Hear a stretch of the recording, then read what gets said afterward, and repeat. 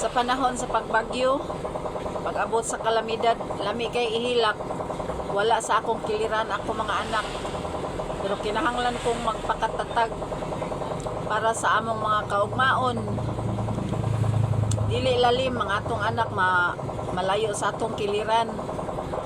Pero uban sa mga pag-ampo, kita madasig lang gihapon. Kaya naam sa to'y istorya sa unang panahon nga ang usa ka tawo gihimadlan sa usa ka mananambal, sa usa ka albularyo nga ayaw sa paglarga karon, ayaw pagsakay og eroplano kay ang eroplano nga imong masakyan makrash.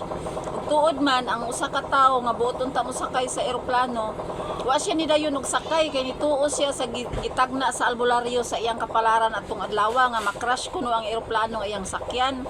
Umauto ni patuo siya sa albularyo, wala siya ni sakay.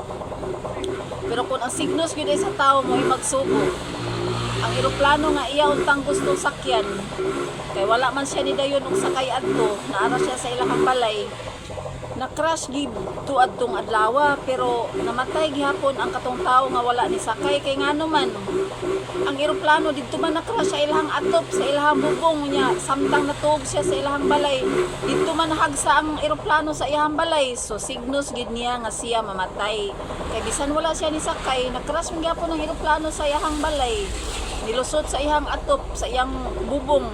Ug while natuog siya, namatay ra gyapon siya kay dito ra gyapon nahagsa ang eroplano nga gusto unta niyang sakyan. So ang Ginoo naay gitag sa tagsa plano alang sa atong tagsa-tagsa nga kinabuhi. Kung asa ra ta kutob, diha ra gid ta kutob.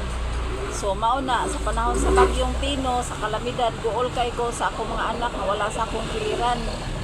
Dili makontak, walay signal, walay kuryente. Lisod kaayo ang pagpangita ug asa na sila, pero kaluoy sa Dios wala ray daotang nahitabo. Para may pagbalik. Thank you, Lord.